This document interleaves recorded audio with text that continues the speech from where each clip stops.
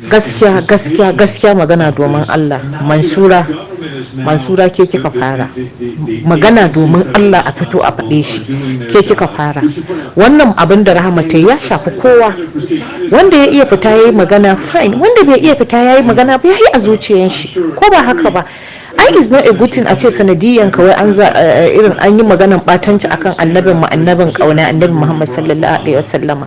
Bai kamata ba, bai dace ba. Babu yanda za a yi wannan abin ya faru a ce mu yi supporting Rahama Sadau, ba zai yiwu ba. Mutanen nan sun fito suna kuka suna magana saboda me su ba ma dan lalle kayan da ta saba, saboda batancin nan da aka yi, shi yasa kowa yake magana, shi yasa kowa ya fito, duk waɗanda suka fito suka yi magana. Everybody has got something to say. Ni kaina I got something to say, but ba zan iya fitowa openly in yi magana ba.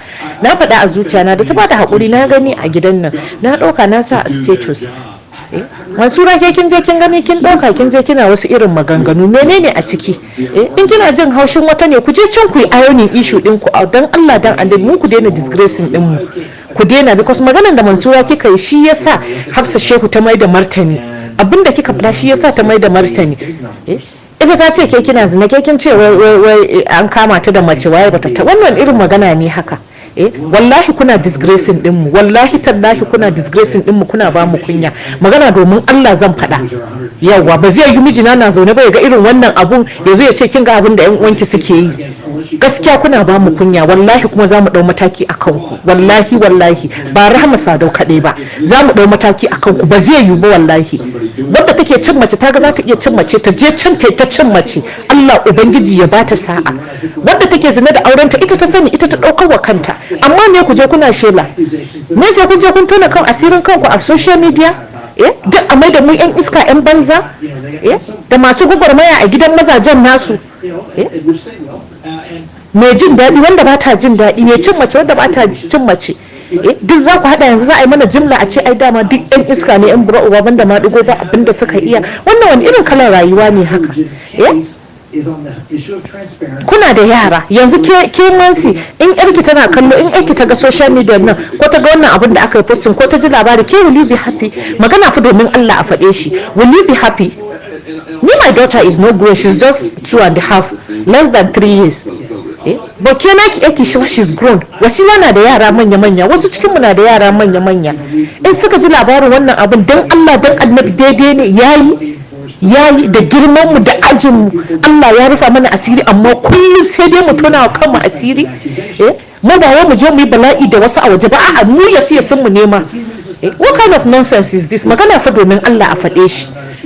To wallahi enough is enough is enough. Wallahi duk wanda aka sake kama da irin wannan abu, to na rantsa da Allah mu kanmu za mu dau mataki akai. Wallahi muna ta neman gafara wurin Allah yadda kowa zai dan samu irin salama a cikin gidan shi. Ku sai tona mana asiri kuke yi? Me fa'idan wannan? Dan Allah dan Annabi. Haba Rahama Sadau ta yi abinta, ta je ta ji da shi, mutane sun fito sun yi magana, malamai ma sun fito sun tsine wa Rahama. To menene don wayannan matan sun fito sun yi magana, akwai laifi a ciki? To maganar ke response da kika je kika yi Mansi, yanzu ya sa ita ma me sunanta, what's her name, Hafsat has responded to you. Many later on Rashida will respond to you, and other female will respond to you. What kind of life are we living?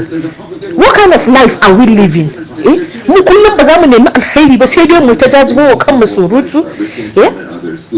Maza ana tsoron auren matan yan fim, daga a ce mana karuwa sai a ce mana a'a ba ma zama gidan mazajen mu, a'a ai ko mun yi aure ba ma barin ma digo ai da shi, ba kullum cikin maganan kenan. Sai da kuma mu rufa mu kanmu asiri, a'a wai sai dai mu je kuma da kanmu muna tona kanmu asiri. Wannan wani irin kalar rayuwa ne haka? To wallahi enough is enough. The thing they don't want in a democracy. What kind of nonsense is this? Millions of people who do not believe. Kowa na da guntun kashin shi a duwawa, fine. Kowa ya je ya facing problem din shi. Sun yi magana ba su kira sunan kowa sun zage shi ba. Kowa ya yi magana akan batuncin da aka yi ne, in akan kayan Rahama kaɗai ne ina ruwan mu da shi. Ta je can ta yi, ta ga za ta iya ni, iyayenta sun bata. So fucking what? Amma saboda batunci da aka yi wa Annabi ne, shi yasa kowa ya yi responding. Har ga Allah ni ma da zan yi responding saboda is bad kuma sanadiyanta ne yasa aka yi haka. Haba Mansi, ke kin san kina da followers da yawa kuma sai ki rika irin wannan abu? yanzu gashi ne kin san iya inda abun nan zai kai, kin san iya inda abun nan zai kai. Ni na tabbata har ga Allah yanzu an jima kaɗan mijina sai ya turo min wannan abun, an jima kaɗan sai ya turo min. Ba daidai bane da waɗanda suke iskanci a gidan mazajensu da waɗanda suke nan muna roƙon Allah ya zamu yi da rayuwar mu, Allah ya kawo mana salama, Allah ya ƙara mana kwanciyar hankali. Wannan abin da ya faru duk zai shafe mu gaba ɗaya, saboda me dukan mu yan fim ne. In ka taɓa ko sin ɗaya ka taɓa ka fita kayi fim ka zama ɗan fim.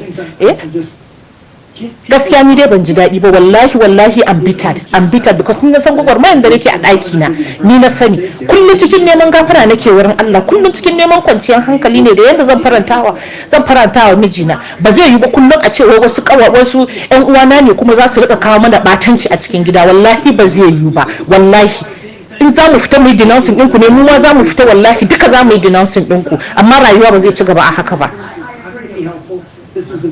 Assalamu alaikum.